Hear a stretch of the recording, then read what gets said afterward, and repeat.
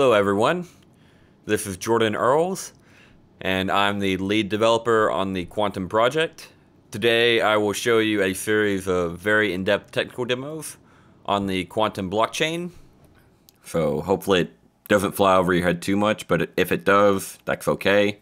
I'm going to be discussing the deep technical details of the blockchain and basically how we implemented those contracts on the blockchain and what a contract deployment, what a contract message, etc. ends up looking like on the blockchain, and discussing basically how all that ties together. I have two demos prepared. The first demo is a simple contract scenario, basically, of a contract called Fish Chain, and it's basically emulating a supply chain between a provider, the fisherman, and then a holding company and shipping company, and then a consumer, like a restaurant or retail store or whatever. And basically, we'll show how you can use smart contracts to implement a quality assurance system and ensure that if you receive bad product, you will be able to get a refund and everything else. And it's pretty simple, and I will also show in that demo it working with a FPV mobile application running on Android using Xamarin Android. So I actually use C# and using the in-Bitcoin library, which is a already existing library that's open source. And I had to make a few modifications to get it to basically sync to our network, basically just adding a few things to the block header and changing the Genesis block values. But other than that, I've had to make pretty much no changes. And I'll show that basically that FPV mobile application interacting with the blockchain, interacting with the smart contract, all without having to download the entire blockchain. The only thing it has to download is the block headers to verify everything, basically, and make sure that everything landed in a block that it's supposed to, all the transactions. And then it just has to download the transactions that it is interested in. And after the FPV demo, I will show another demo, which basically will cover creating a simple smart contract and deploying it to the Qtum blockchain, and showing how we use the already existing Browser-Solidity Compiler with no modifications to compile our smart contract and then execute it and run it on the Qtum blockchain. And just to give a little information about Qtum itself, Qtum is a blockchain project which is forked from Bitcoin 0.13. We've of course made many modifications to it. We have added proof of stake version 3.0, and we have integrated the Ethereum virtual machine, as well as integrating a few improvements, and as well as generally adapting it for compatibility with the Qtum blockchain. And we've added what we call the Qtum entanglement layer, which basically is a way for the Ethereum virtual machine to interact with the Qtum blockchain without having to worry about the fact that it's based on the unspent transaction output model. Basically, the Qtum entanglement layer will emulate the account model for contracts to use. So you'll see that working in the later demos. And Qtum will be having a crowd sale in March. So if you would like to participate in that, be watching our Slack channel. And of course, you can always go to qtum.org, QTUM.org, for plenty of information about the Qtum project. So you can enter your email and such and join our mailing list, and we have GitHub, Slack, WeChat, QQ, Twitter. Basically anything that you follow, we probably have. That pretty much sums up Qtum. Basically, Ethereum, proof of stake, and all the power that comes with those two aspects, such as smart contracts, combined together and put onto the UTXO-based blockchain of Bitcoin. And of course, there will be more improvements as well, and more focus on things such as oracles and data feeds, and yeah. So let's get into the demos.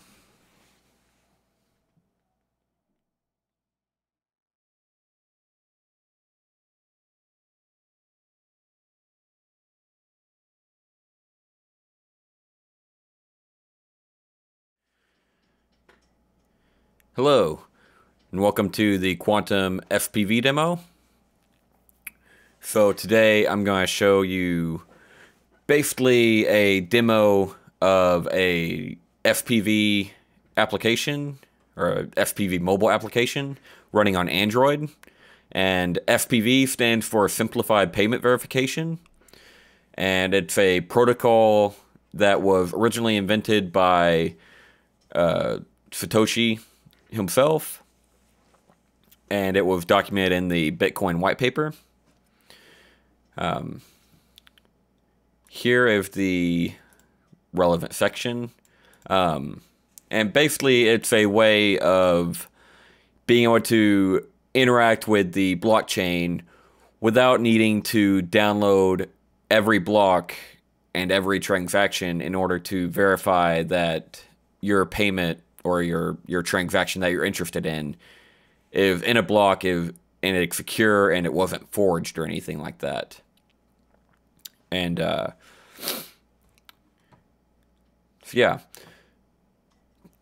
today I'm going to show you basically how we were able to take that protocol and use an existing library and integrate that into Qtum, to where we have a FPV mobile application running on Android that interacts with the Qtum blockchain, and specifically interacts with smart contracts on the blockchain.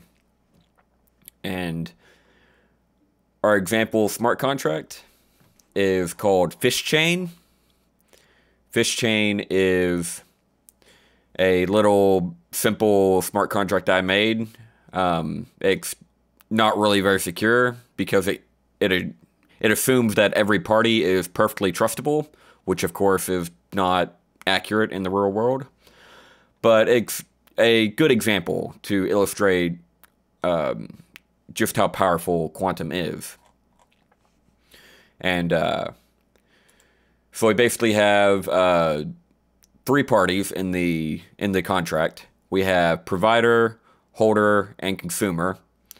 The provider is fishermen or whatever that go out and get the fish from the wild, basically. The holder could be like a refrigeration company or a shipping company that basically gets big shipments in and then sends small shipments out, basically. And the consumer, in this case, would be like retail stores or restaurants or whatever, and they call the refrigeration company or whatever to send them fish. And there are a few different ways to interact with this. First, there's a notion of free balances and a notion of escrow balances. So whenever the provider initially receives money from the holder, it goes into escrow. And this escrow process assures that the provider doesn't get paid until all of the product is basically assured to be of good quality and that it is sellable. And the same thing with consumer. The consumer will basically request fish from the provider using this method here. And that will add money to the, they'll use request fish from holder, and then the funds that the consumer sends them will go into escrow. And it's not until we get to this report good fish function, until that's called, the funds are not freed from escrow. So if you receive bad fish, you can use this report bad fish function, and it will send a refund to the consumer. And I'll of course show all how exactly all this works on the quantum blockchain. But basically, so we have this simple contract that basically assures that no one gets ripped off and that all parties receive funds as expected and that they can receive refunds for bad product. Okay, now we're going to look at the SPV wallet, or the SPV application actually. It's not just a wallet. So I built this using Xamarin Android. Xamarin is basically a way to use C# code on Android instead of Java, because I'm most experienced with C#. So I used that, and I used the off-the-shelf library in Bitcoin, and it's a library that already exists. It's open source. It was built for Bitcoin, not for Qtum, of course. And it integrates SPV, and it actually, I think, integrates. You could, in theory, build a full node with it. But of course, we're only using the SPV functionality as well as the transaction building. So this application itself has basically a few different functions. If it loads. So we have the balance, and then a button to report good fish and release the funds from escrow, basically for the provider and the holder. And then report bad fish for getting a refund, and request more fish for if the consumer ran out of fish or whatever, they can send more money and get more fish. And then a refresh button because I don't have the application isn't too advanced, basically. Otherwise, you could automatically refresh it. Now, you of course don't need to know C# or Xamarin Android to understand this demo. The code is pretty simple, and I'll try and walk you through it. So basically, we have just this main activity controlling that screen, and we hook up our buttons here to these functions that are down here. And so first of all, let's look at how first of all, it prepares the SPV protocol and tracker and everything. And so we have this node, which basically connects to this IP address, and that's my private Linux virtual machine. And after that, this chain, it downloads the block header chain. It doesn't download the entire, like all the blocks. It only downloads the headers, which are very small. And it basically uses that, the SPV protocol uses that to verify that the transaction that we're interested in made it into a block, basically, and verify that it's actually in a block, and that the block is a proper difficulty and not forged or anything like that. So we download the chain, we validate it to make sure it's all the proper difficulty and all valid. And if you notice, we're using this network.reg test. That's actually a testing blockchain mode, which basically just allows me to quickly build up my own blockchain. So we won't have to wait for blocks. There's a command called generate, and it will generate a block instantly so that we can quickly show you this without having to wait on miners or anything like that. And in this mode, it's pure proof of work. But of course, we have a proof of stake wallet that's already working. It didn't work as well for this demo, basically, because we would have had to wait on miners and blocks and everything, and it would have been more difficult to prepare a private network with it.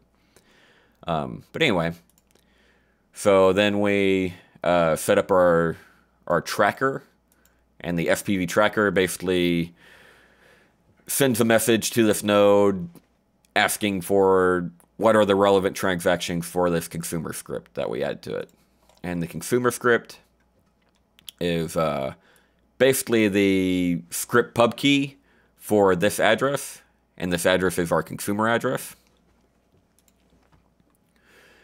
And so the script pub key is basically the script you would use if you want to send this address money. So we track that, and then we add behaviors. That's kind of just how the in Bitcoin library works. And then we'll look at, we can cover what all these functions do a little bit later, but just to give a quick overview, these good fish, bad fish buttons and everything basically just build a contract transaction and we'll send the transaction. And this magic string here is from the Solidity ABI. The Solidity ABI is basically a binary messaging format so that you can tell the contract, hey, I want to call this function or whatever. And I'll show you how I generated these strings in just a few moments. But the actual meat of the application is this build contract transaction. And this basically will take all the coins that we have, like that we've detected from our tracker that are unspent, and it adds this private key. And that's the private key for the consumer address, which is right here. And that's so that it can, of course, spend the funds and sign the transaction. And then we have the actual contract script. And this is the script that gets put into the blockchain into a transaction output. And it uses this opexec assign opcode, which is a new opcode to Qtum. And basically what it does is it will send a message to an existing contract, causing the contract to be executed, as well as assigning funds to it if you send funds along with the output, of course. And so the arguments to this opcode basically are the VM version, the gas limit, and this number is encoded in hex. It's a little confusing. It's a limitation of the in Bitcoin library. It can't really accept integers.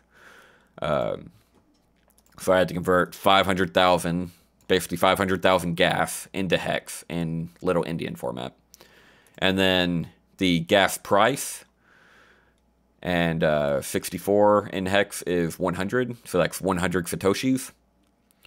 And then we add our call, and that is this magic string here and here, basically telling the contract, here's the function we want you to call, and here's the function we want you to execute and process our funds and any other data we send using this. And then we have a param string, which isn't always sent. This kind of handles whenever it's not sent. But in the bad fish and good fish case, the value that gets sent is the fish amount, which is from this little text box here that you fill with a number. And yeah, and then just the contract address. And this is our contract address. I already have deployed the contract and done quite a bit of testing with it, basically while building this demo up. So this contract already exists. We don't need to deploy it or anything like that. And then we have a few sends here just to, we have this, which is kind of a workaround for a bug in the in Bitcoin coin picker. And then we have set change address, send any change back to the consumer address. Then we have fees, And the fees is this number, which is it's little Indian here, but it's not the same encoding here. So it's a little bit different order, but it means the same thing. And then times the 64 in hex, so 100. So basically adds 500,000 times 100 in fees, and then also adds this transaction fee, which is basically the standard Bitcoin fee for how big the transaction is and all of that. And then it will build it, and then it will send it. Yeah, and the sending function is really simple.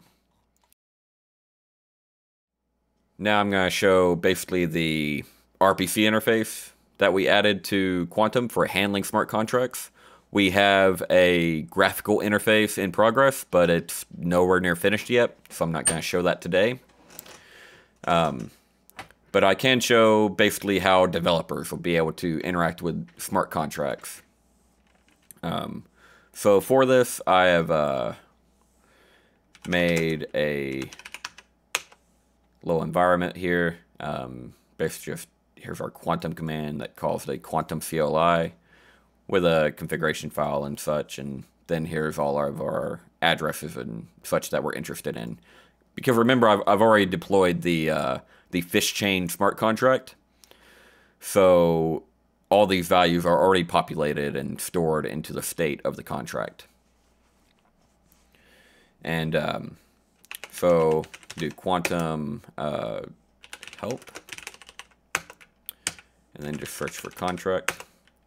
So call contract is basically a method that we added to do an off-chain computation of the contract, such as to check some kind of state of the contract where you just want to check the state. You don't want to modify anything about the contract or anything about the blockchain. And so it's commonly used for constant function or constant functions in Ethereum. And so like we can use the call contract functionality to call this free balance, basically just to return what the free balance is. As you can see, it doesn't change any kind of state or do anything. And then we have list contracts. This will probably be going away soon, but right now it's useful for debugging. Basically, it just lists all the contracts that are on the blockchain. And then we have create contract, which is, of course, used to create a new contract on the blockchain and deploy it. And I'll have a later demo that will basically show you how exactly this works and how we deployed a contract and everything. And then finally, we have send to contract. And send to contract is similar to the call contract, except for it takes place on the blockchain. And so it can change state, and the contract can send messages and give funds to other contracts or other parties using this. And so this basically will be used to send a message to the contract along with money. So it just takes a contract address, the actual ABI data, and again, I'll show you in just a second how we get that. And then the amount you want to send, which can also be 0 if you don't want to send any money to the contract. And then a gas limit and gas price. The gas limit, of course, is how much gas the contract execution can spend before it runs out of gas. And Qtum is similar to Ethereum right now. It basically, if it runs out of gas, then it undoes all state changes that the contract did and will consume all of the gas. Like, all the gas will be sent to the miner. And then we have gas price, which is how many satoshis each gas token is worth. And then the sender address, so which address you want to send the funds from. Okay, and that's pretty much all of the RPC interface. And I've created a few little scripts to kind of help us out. So let's first check escrow balance. And this is basically calling the Qtum CLI with call contract, and here's our contract address. Then it sends using this data, and then an argument, and this is the sender. So how we generated this is using the Solidity ABI, and I actually used a tool called ABI, written in Rust. And it's open source and was originally built for Ethereum, but of course it works fine for Qtum because we're compatible with it. So we can just generate this real quick.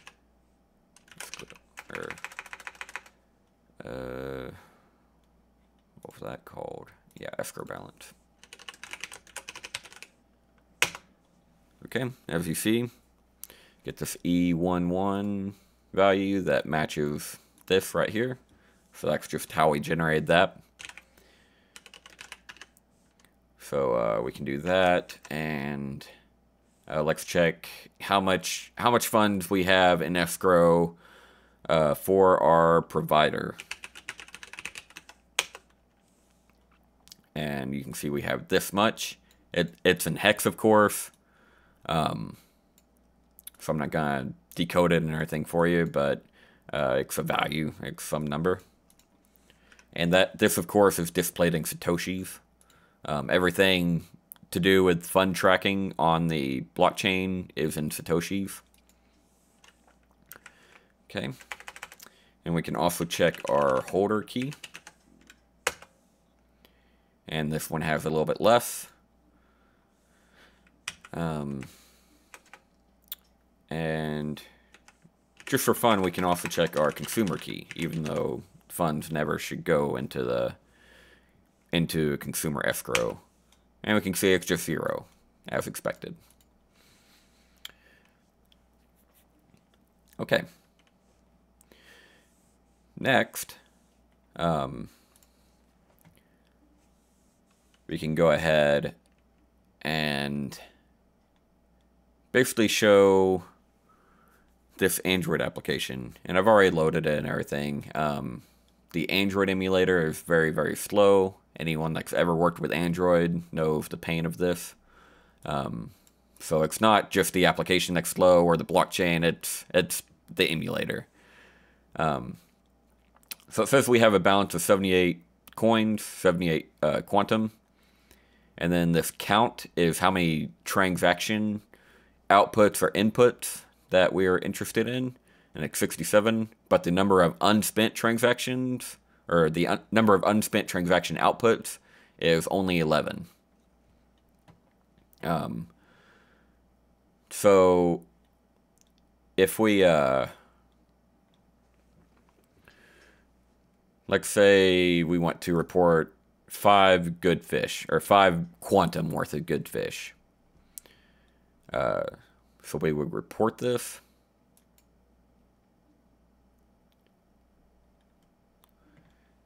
And then we would check the mempool to make sure that it actually was received by the node and the transaction was valid and everything else. So see, we have a transaction here. So let's check that real quick.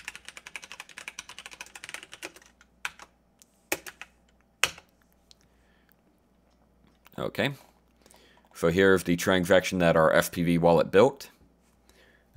It spends a few pub key hash outputs, of course. These are the VNs. And then for the VOUT, we see we have a change address, which basically sends the remainder of the coins back to the consumer.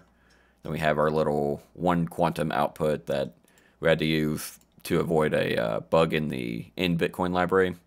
Then we have this, and it's of type assign, and this is a new standard transaction format we added to Qtum. And as you see, it adds, it has this opexec assign, and just takes a VM version of 1, 500,000 for the gas token limit, 100 Satoshis is the price of each token, and then it has this data, which this is basically the function selector for the report goodfish function in the Solidity API. And then we have this 256-bit value, which basically just says 200 or 2 Qtum in Satoshis. So, you know, it's like whatever it is, like 20 million or whatever. And then we have the contract address and then the opexec assign, of course. And one thing about Qtum, this will not actually execute a contract until it is mined into a block. This is because executing contracts, of course, is more expensive than validating normal Bitcoin transactions. So we don't want to basically waste the computing power of the nodes in the network and the miners. So let's quickly check. Because this frees 5 Qtum worth of fish, we should see our free balance and escrow balance swap places by 5 Qtum basically. So let's check the consumer key, or no, not consumer, provider key, and then the holder key, and then also check the free balance, and oops.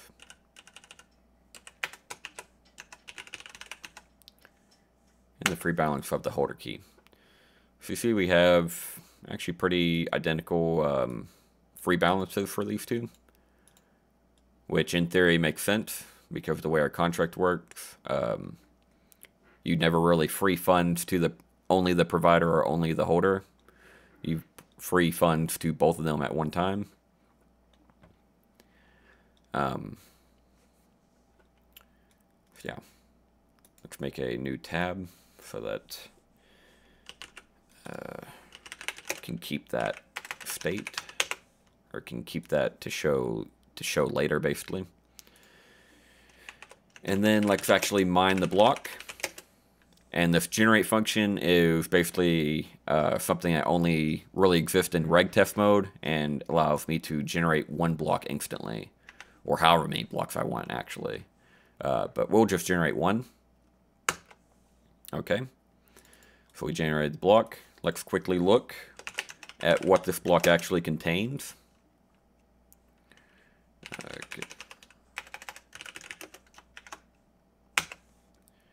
Okay, we see we have 2 transactions, and these 2 additional values were added to the state header, of course.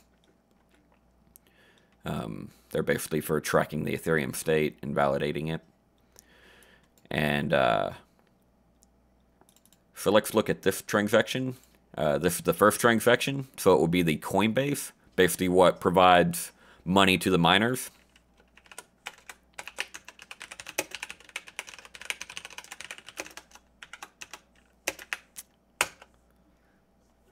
Okay, so of course there will be no VNs because it's Coinbase.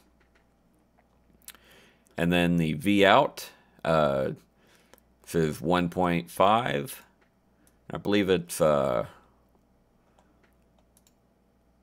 this odd value comes from the gas and transaction fees. And then we see this value, which goes back to our consumer address. And what this actually is, this is a gas refund. So, of course, when executing a contract, you want to send enough gas that it can successfully be executed and change all the state that it needs to and everything. Because if it runs out of gas, then all those funds that were sent for the gas fees are wasted because the miner consumes them all, as well as eating up more time to broadcast, to get the transaction to go through and everything else. So you want to be able to send plenty of gas to ensure that your contract gets executed properly. But in the Bitcoin world, like in the unspent transaction output model, you can't split funds or do refunds or partial refunds or anything like that. So what we actually did was added a new consensus rule that whatever gas is left over basically must be sent back to the sender through the Coinbase transaction. So because we sent the amount of gas as a transaction fee, basically, the miner must return it. And if this value is not returned properly, then the block will be considered invalid. So miners can't cheat the contract executors out of their extra gas or anything like that. And okay, so that's basically what this is. And if we actually look here, you see 78.69, 337955. If we refresh, we see it went down by about 0.001, and that was for the gas fees. So, reporting the good fish, because it took place because that chain stayed and everything on the blockchain, that required a few funds to be sent to the miner for processing that transaction and executing the contract and everything. Okay. And then, of course, if we look at the other transaction, that's just the transaction that we already looked at earlier. That was in the mempool. That, of course, has not changed. And now we can look at, let's say we had a problem. We got some fish and it was rotten or whatever. Let's say 3 Qtum worth of fish we received was poor quality. We couldn't sell it. We need a refund. And of course, we kind of get that refund directly from the holding company because that's who sent us the fish. But because of the way the contract works, it will also subtract that value from the provider, because it assumes that the provider was the fault of it. Of course, that's not always true, but this is, the weird world of an example. So just bear with me. And looking at this, we see the sender must be the consumer, and then it will subtract the value from the provider and holder escrow and put it into a refund, and basically send the refund back to the sender, which is assumed to be the consumer. Then, of course, if there's an error, it will add it to a free balance. But this error should never actually happen. So let's go ahead and do that real quick.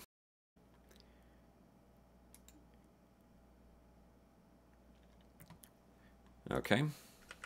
And now if we check our or I forgot to show the previously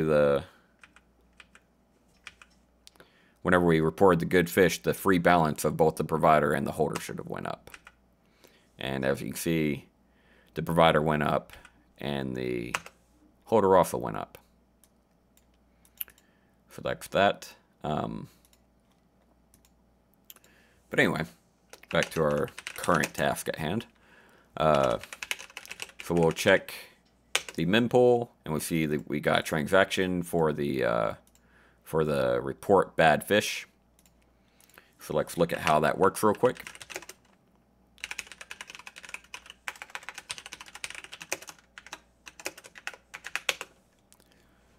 Okay, we see pretty much similar to before, just, you know, script signatures to spend, which I assume are from script pub keys. And then in the VOUts, we have our change address and then the 1 Bitcoin output.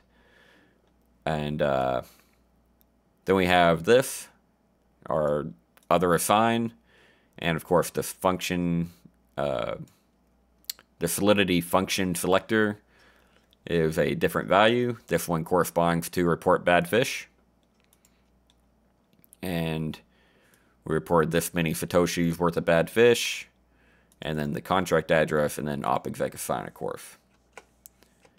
And now, and if we look at the escrow key real quick, or the escrow balance of both of these.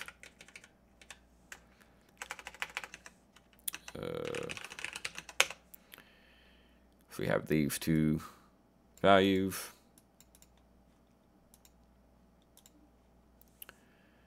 So let's do Qtum generate 1 block so that this contract will get executed. Okay, now check this real quick.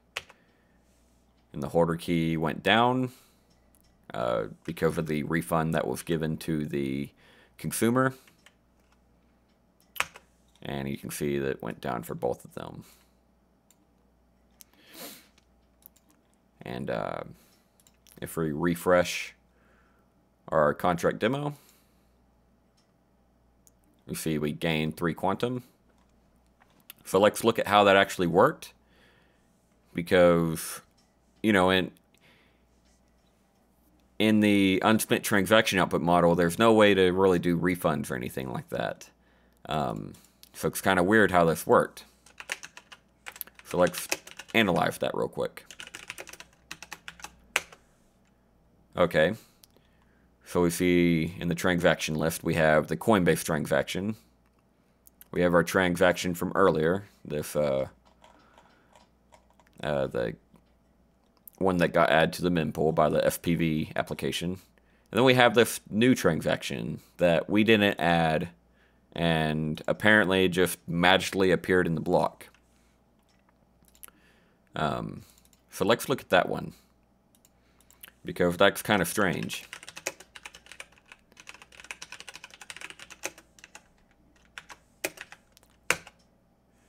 Okay. So we see we have this VN, which is the coin that was spent, basically. And it was spent using this optx hash. And this is a new opcode added to Qtum, which basically will put the current transaction hash onto the stack during this script's execution. And then it spent this transaction ID at a vout of 0. So we'll look at that in just a second. And then here is the 3 Qtum that got sent to the consumer address. You can see. And then we have 97 Qtum that got sent to this. And this is a assigned transaction. No, it uses the VM version of 0. And 0 in this case basically means that this transaction will not trigger execution of the VM. It will only assign funds to it. And of course, this one has no gas cost because there's no contract execution. And there's no data to be sent in because there's nothing that could be done with that data if it was sent in. And then this is our contract address. And then the op exec assign, of course. And so let's look at what this transaction was that was spent.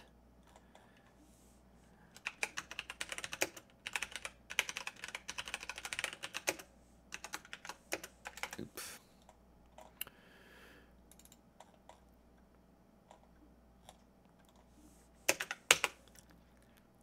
Okay. We see it spent, if you look up here, it spent the vout 0.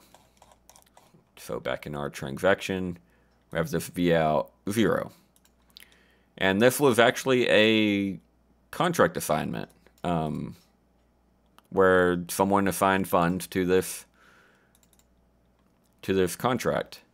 And using this data, it's negative for weird, the Bitcoin script displayer uses some weird encoding sometimes for some reason. And yeah, so it's just, it was spending a assignment. So whenever we sent 100 coins, we basically made it where it can be spent using a optx hash where the transaction hash provided to this opexec assign must match the expected transaction. So it's kind of circular logic in a way. It kind of is recursive. But this transaction that was added to the block basically was added by the miner during the processing of this transaction.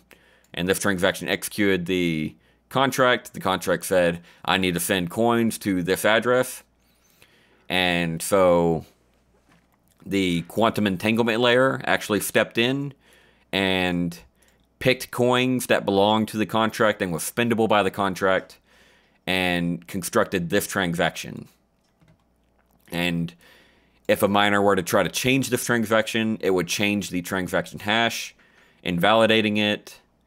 And there's also a consensus rule for this transaction must immediately follow this transaction. There's a lot of rules that were added to keep this as secure, really. I mean, it's not as secure as possible. It just is secure. So basically what the quantum entanglement layer did, it saw that this transaction output was assigned to the contract and was not currently spent. So it generated a new transaction by spending that and then sending the required funds to the consumer as the contract specified, and then sending change, just like a regular wallet would, back to the contract so that it can spend these funds again. And so this is really like showing just how powerful the quantum entanglement layer is. If you look in the contract, there's of course no mention of unspent transaction outputs. The only thing it's really aware of is that it has a balance and that it can send funds to places, and it can also check the balance of other contracts. And it's not exposed at all to the complexities of the unspent transaction output model. Instead, the quantum entanglement layer basically abstracts all that away to where it doesn't have to worry about it. And this makes it to where writing contracts on this is extremely simple. And of course, it's basically just, it feels like Ethereum, but it has the power of Bitcoin and the security of the UTXO model. And that's part of the other thing. This application, the way it doesn't have to download the entire block, the entire blockchain, and all the transactions surrounding it, this is basically impossible at the moment in Ethereum. And I don't know of any solid plan they have to make it possible in the future, actually.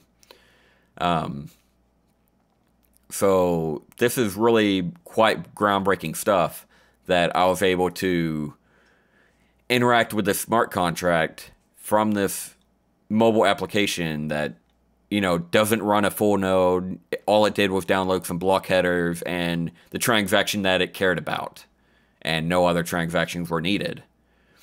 And then was able to send to to our quantum network, and the network was able to recognize the payment, of course, and trigger contract execution and everything from that. So this is a really awesome example of just how powerful quantum is, and how deep the compatibility layer that is the quantum entanglement layer really goes. So it, of course, with the way this transaction is created, it of course still complies fully with the unspent transaction output model. So there's no special cases needed for this for you know, if you have a you know, some service that uses tooling that was built for Bitcoin and all the processes built on that. You shouldn't have to make any, or at least hardly any, changes to accommodate for quantum. And in fact, the library used in this contract demo is in Bitcoin, or not in Bitcoin, but the library itself is called in Bitcoin. But all I had to do to make it work with quantum was add the missing block headers so that it could properly validate the block headers in this step. And then I had to change some of the values in the Genesis block so that it would generate the proper block hash and be able to link the chain together. And that's all that had to be done, other than me, of course, learning how to use this, because this is my first time using it. And so it's extremely compatible already. And in the next demo, I'll show even how you can use the Browser-Solidity Compiler, completely unmodified, to compile a contract like this, deploy it on the quantum blockchain, and then interact with it just the same as you would an Ethereum contract, except for you can do it with the power of the UTXO model and all the compatibility that has been built into Bitcoin over time. And of course, we use this VM version as well, just to confirm, basically. This VM version, whenever you specify 1, that basically says the Ethereum virtual machine at this point. If we later extend the quantum blockchain to add new VMs, or even porting new changes from the Ethereum virtual machine into quantum, contracts built using this contract version will never change in their behavior. This is one of the core focuses of quantum, so that you never have to worry about us breaking your contract, basically. And yeah, I mean, so the quantum entanglement layer really provides a very strong value to the quantum blockchain, and makes it to where deploying contracts is extremely simple, creating them is simple, interacting with them is much more simple than Ethereum because of the compatibility with the SPV protocol, as well as future processes that, of course, will be built on this model. And yeah, so that's all I have for this demo. I hope you enjoyed it, and let's go to the next demo.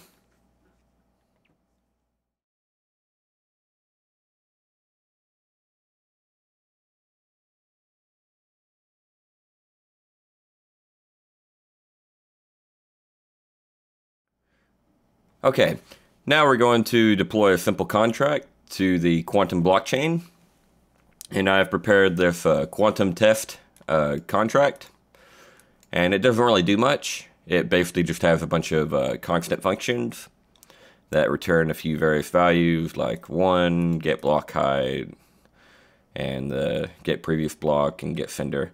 And notice I'm using just the regular Browser-Solidity Compiler.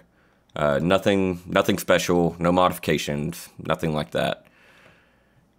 And to actually do this, we would use this Qtum create contract RPC call, and here's the help listing for it, basically.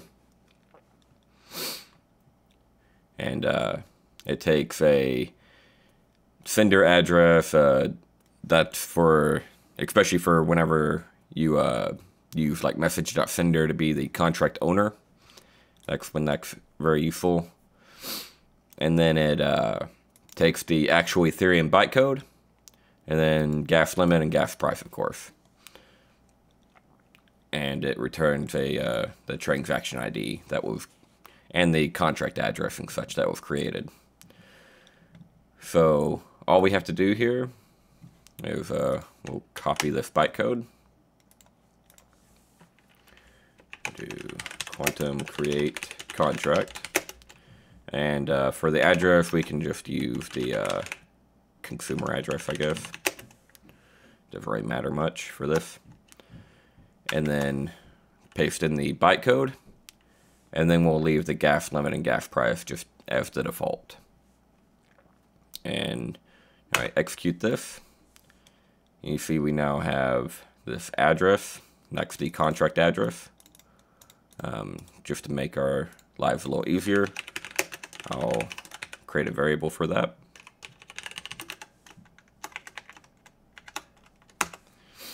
And then right now, though, this will not be on the blockchain just yet. You can't execute it. If you try to do a call or send it money, you'll get an error that the contract doesn't exist. That's because we have to generate a block first. And yeah, this is the transaction for creating the contract. So let's look at that real quick.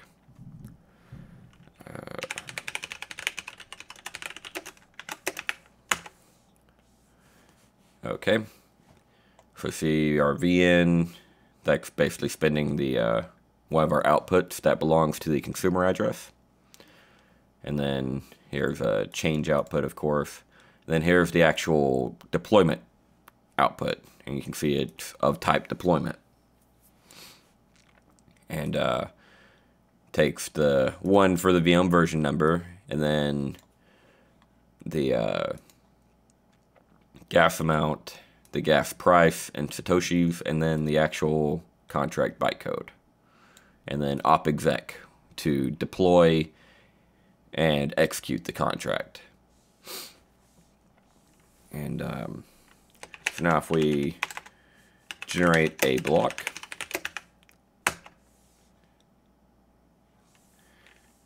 now this contract will actually be callable and exist on the blockchain. And here's in the wallet, or in the node, we have some debug output right now. And it includes basically this new account address, which was our newly deployed contract. And now if we, let's see, now we can basically send it messages and call and get back the data. So let's quickly walk through basically how to do that. First of all, just like in Solidity, you need this, or just like in Ethereum, you need this interface, which is for the ABI. We'll just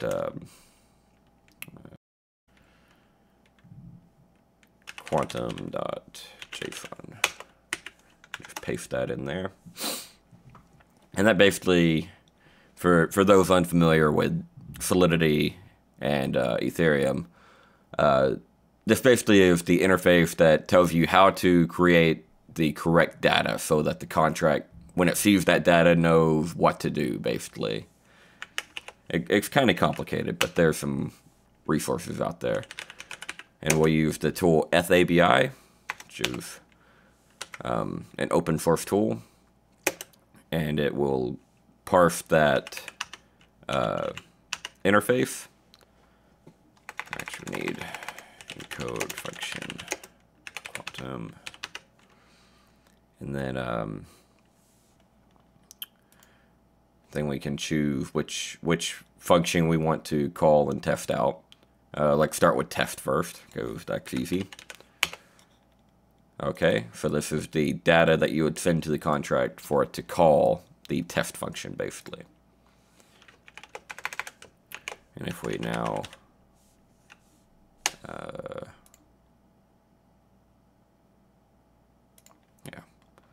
close that so don't get confused. Okay, and now if we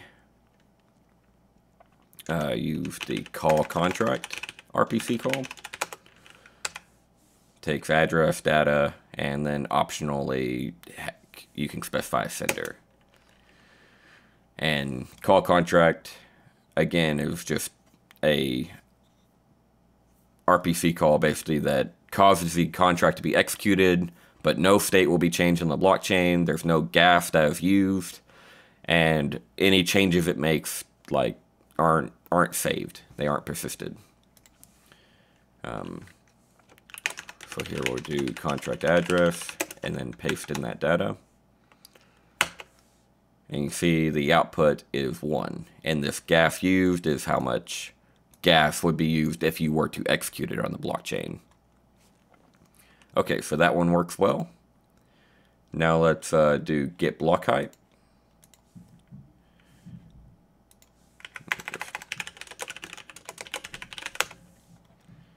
And we'll just copy and paste that again.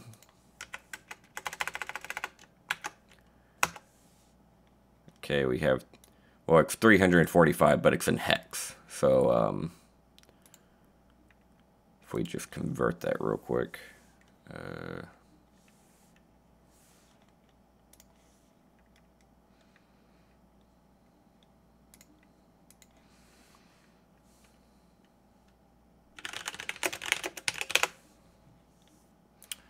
Let's do this real quick. See, it's 837. And then if we actually check the get info, see 836. So it's 837 because of the 0th block, basically. Or I believe that would be the case. And so the Genesis block, it goes into that block count. Okay. Now we'll do the get previous block, and I execute it here.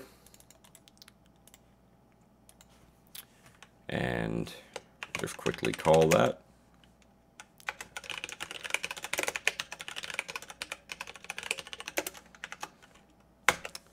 And see, we get this value. Now if we get the block hash of 836, which would be the previous block, we see the value is a little different, but it's actually just backwards. And that's just a different ways of it being displayed. Actually, Bitcoin is the weird one and displays the hashes kind of backwards, whereas Ethereum displays it the other way. But either way, they're the same value internally. They're just displayed differently. So now our final test function is get sender. So we'll try that out.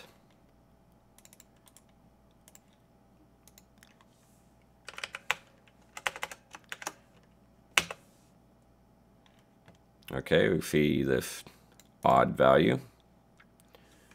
And I'm not actually sure what that would correspond to because we didn't specify a sender address. But if we do specify the consumer address, the consumer key, due to our RPC interface still being incomplete, it doesn't convert between things perfectly. We see this 40F0B9, and if you recall from the previous demo, that is actually the value of the script. I believe it's in here too. Yeah, right here. So the send to address, and then selects our consumer address, and that value that was returned from the get sender function corresponds to this. So 0, 4df0, and that's all right here. 4df0, not b9. So that's internally what the blockchain stores things as. Rather, it doesn't store the base 58 address like this version. But yeah, so that all of our test functions work as expected, and as we've seen earlier, all the contract operations work just like in Solidity, or just like in Ethereum. Okay, well, that was our 2 demos. I hope you enjoyed them and that they were very informative for you. Again, you can always check our website for more information and keep track of us. It's at qtum.org, qtum.org. And we'll, of course, be having more demos, more videos, everything. And follow us on your favorite form of social media to keep up with that beyond our website. And we will be having a crowd sale in March, and there will be a testnet in late March or April. And the testnet will basically be a chance for developers to start getting hands-on with the blockchain, to test porting their own contracts to Qtum, and kind of just play around with it and kind of see for yourself and for themselves how powerful Qtum actually is. And so again, that'll be probably late March or April.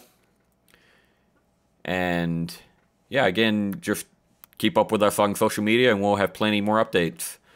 Thanks for your time.